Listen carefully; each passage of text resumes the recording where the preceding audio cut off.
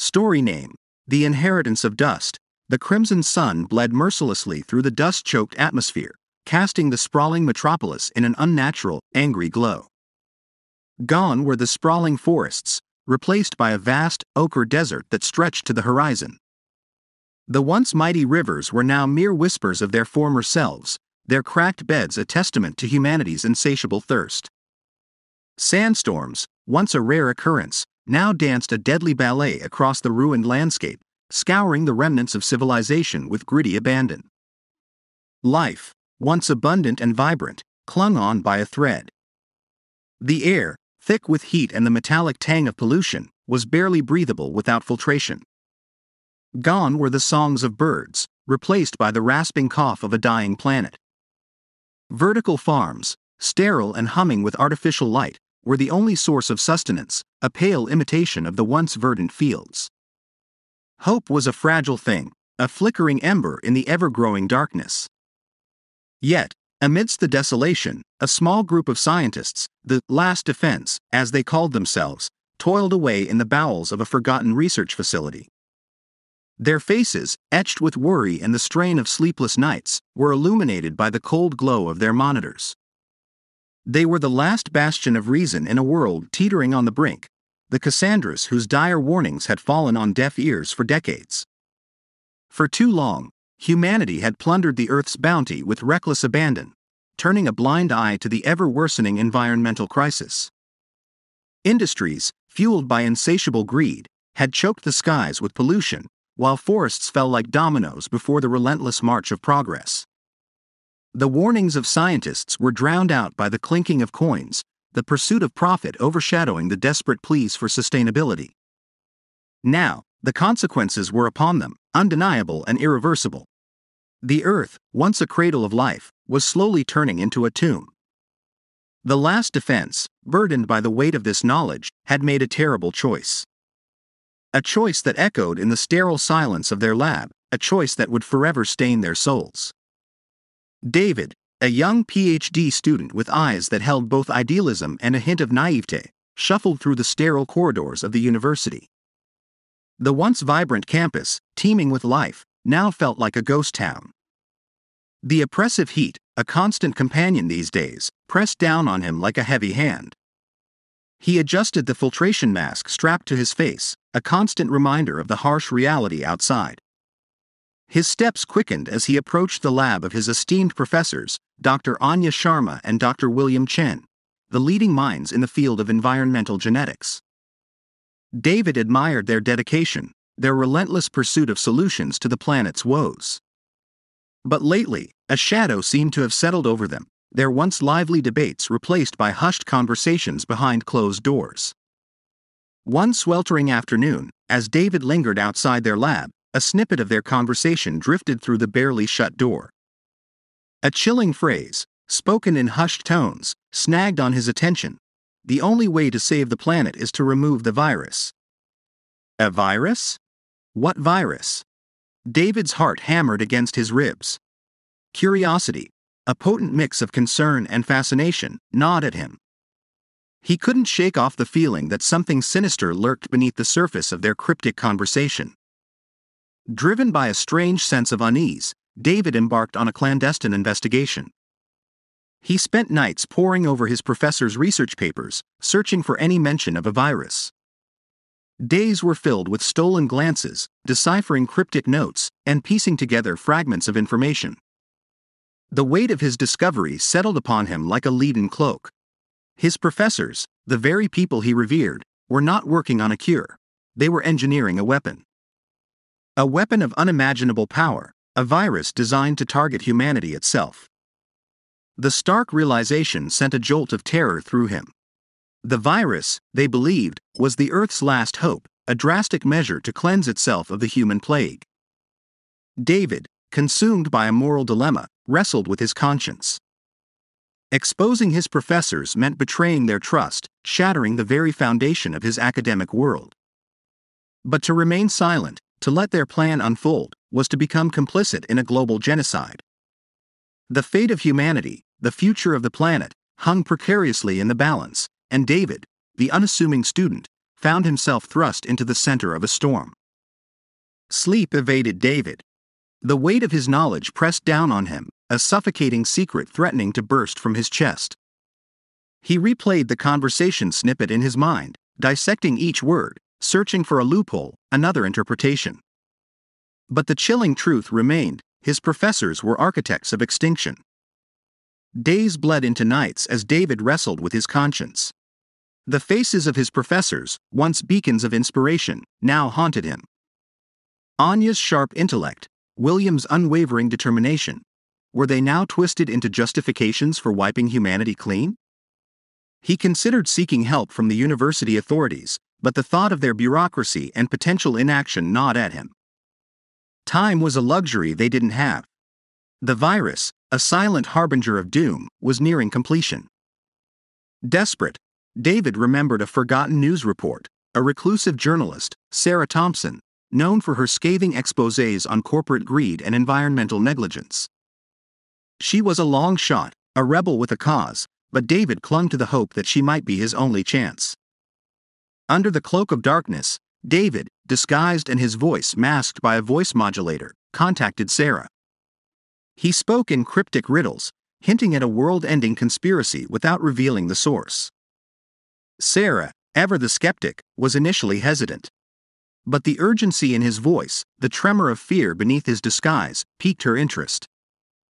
David arranged a clandestine meeting, his heart pounding a frantic rhythm against his ribs. He knew he was walking a tightrope. One wrong step and his life, his future, would be forfeit. But the thought of a world choked by silence, devoid of human laughter and the symphony of life, spurred him onward. As David faced Sarah in the flickering light of a deserted diner, he poured out his story, the weight of his discovery lifting with each word.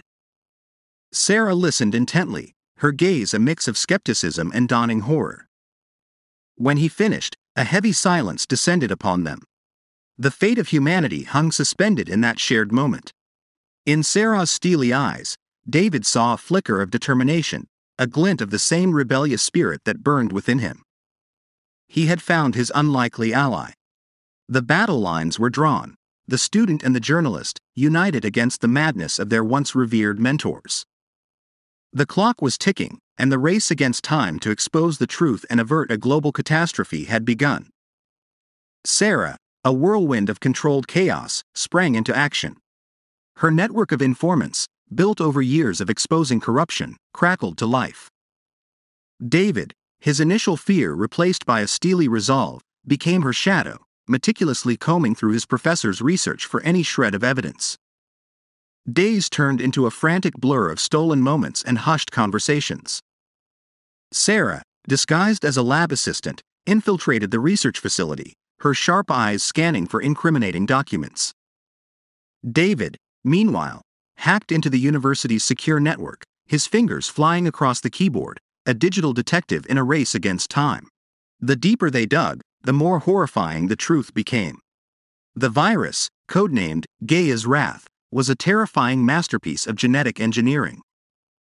Designed to be species-specific, it would target the very essence of human biology, replicating with ruthless efficiency.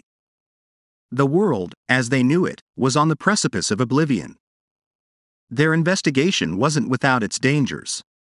Anya and William, sensing a disturbance in their carefully laid plans, began to tighten security.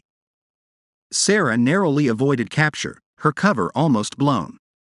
David, his movements monitored, felt the tightening noose of suspicion around him. Just as despair threatened to engulf them, Sarah stumbled upon a crucial piece of evidence, a hidden log file detailing the virus's activation date. It was a ticking time bomb, set to detonate in a mere 7 days.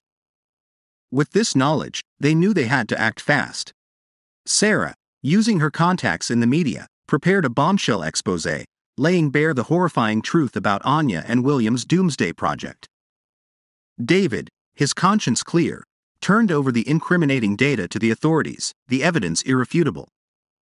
The revelation sent shockwaves through the scientific community and the public alike. Anya and William, their faces plastered across every news channel, were arrested. The launch of Gaia's Wrath was thwarted, a catastrophe averted at the 11th hour. The world, shaken to its core, grappled with the implications of what could have been. Anya and William were ostracized, their actions a stark reminder of the perilous consequences of unchecked ambition. David, hailed as a hero, became an unwilling symbol of hope, a testament to the power of courage in the face of unimaginable darkness. Yet, a sense of unease lingered. The scars of near annihilation ran deep. Humanity, forced to confront its own mortality, stood at a crossroads. The path forward was fraught with uncertainty. The environmental crisis, the root cause of their brush with oblivion, loomed large. As the dust settled, David, Sarah, and the rest of the world looked to the future, forever marked by the events that had unfolded. The question remained: had they truly been saved, or had they merely bought themselves time? The answer, it seemed, lay in the choices they made from that moment forward. The world celebrated its narrow escape, a collective sigh of relief echoing across the parched continents. But amidst the elation, a sobering truth remained. The environmental crisis that birthed the desperate plan of the last defense hadn't vanished. Deserts continued to creep, water remained a precious commodity, and the unforgiving sun beat down relentlessly. The wealthy, ever pragmatic, saw an opportunity. With whispers of impending doom silenced, they doubled down on their efforts to escape Earth's clutches. Funding for space exploration skyrocketed, private companies vying for the first colonists on Mars. A new space race began, fueled not by scientific curiosity but by naked fear.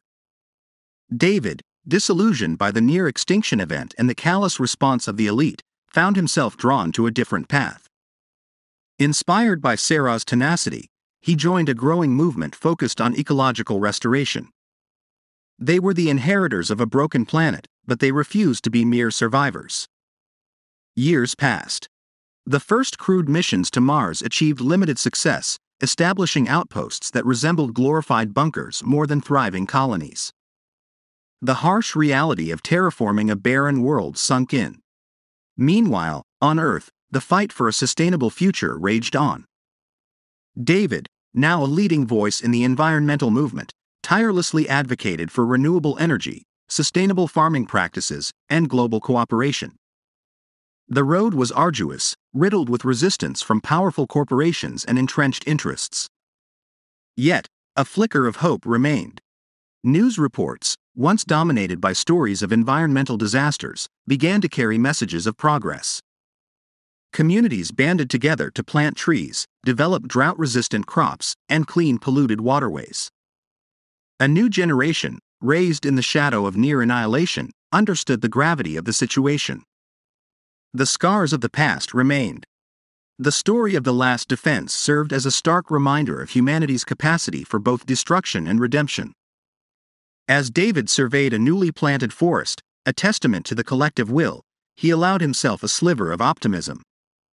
Perhaps, just perhaps, they had learned their lesson.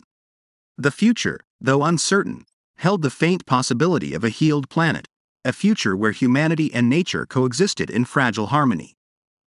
But that future, he knew, would depend on their continued vigilance and unwavering commitment. The Earth, wounded but not broken, offered them a second chance. It was up to them to seize it. Decades bled into centuries. The valiant efforts to heal the Earth sputtered, met with diminishing returns. The scars inflicted by generations of neglect were too deep. The once vibrant tapestry of life frayed at the edges. Deserts swallowed fertile lands, monstrous sandstorms scoured what remained. The relentless sun, a malevolent god, baked the planet, turning oceans into simmering seas. The outposts on Mars, humanity's last desperate gamble, proved to be prisons, not paradises.